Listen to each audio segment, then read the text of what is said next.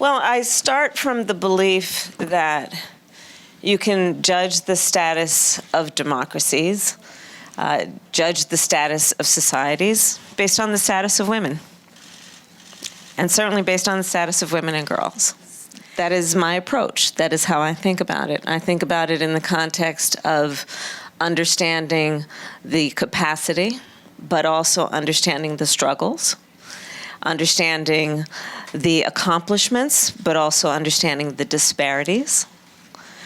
But always I approach this from a perspective of believing that anything and everything is possible, as long as we have the courage and ability to articulate what is wrong and what the solution looks like. And thankfully, on so many of the issues where there are disparities and inequities, the solutions don't require that much creative thought. The solutions are really quite at hand in terms of what we know anecdotally, what we know because we have studied these issues, we've debated these issues, and we've lived these issues. Well, one of the issues for women around the globe, and in particular entrepreneurs, but women around the globe, is access to capital. And that is one of the ways that we must be very targeted in our approach to measure and assess whether women have equal opportunity to have access to capital to start a business, for example. Equal access to banking systems, equal access to financial literacy.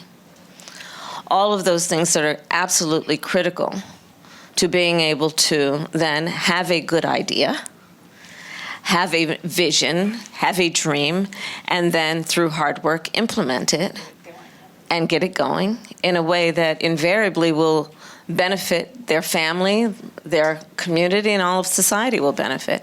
You know, on the issue of the economic well-being of women, I think we all know, and I feel very strongly, you lift up the economic status of a woman, her family will be lifted, her community will be lifted, all of society will benefit.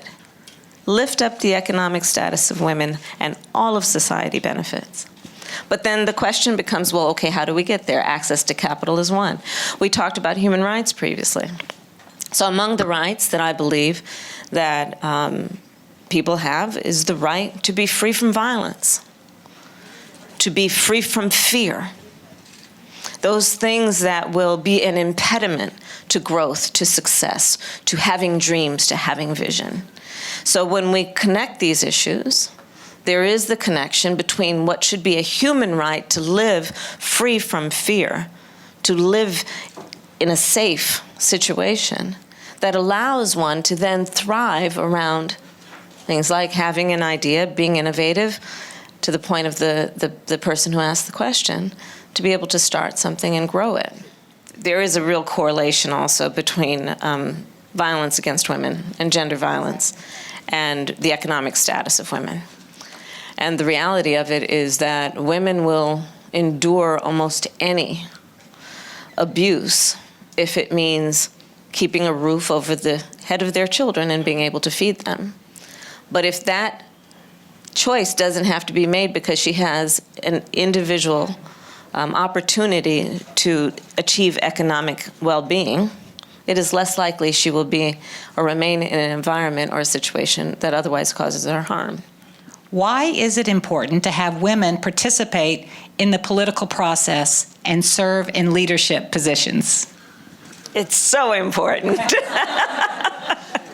One of the ways that I think about a role of leadership, be it in elected office or in business or in the variety of ways that one can lead, is to understand that we will all still, sadly, at this phase of the world, likely be the first or the only in a room. And it is important to know that the responsibility that we have is to not be the last and to chart a course where others can follow.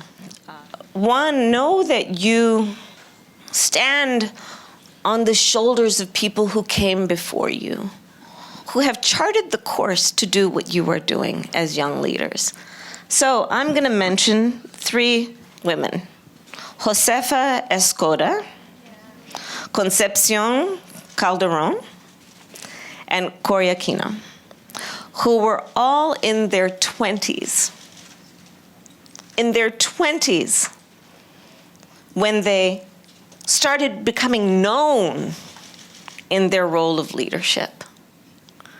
And so part of what you must remember is that there are people who came before you, who charted a course for you then to pick up the mantle. And the way that I think about it is, like relay racing. You race and someone passes the baton and then, right? So that's what life is. It's basically a relay race. And so the people who are heroes, whichever gender they are, they ran their part of the race, and then they passed us a baton. And the question is, what will we do with the time we carry the baton?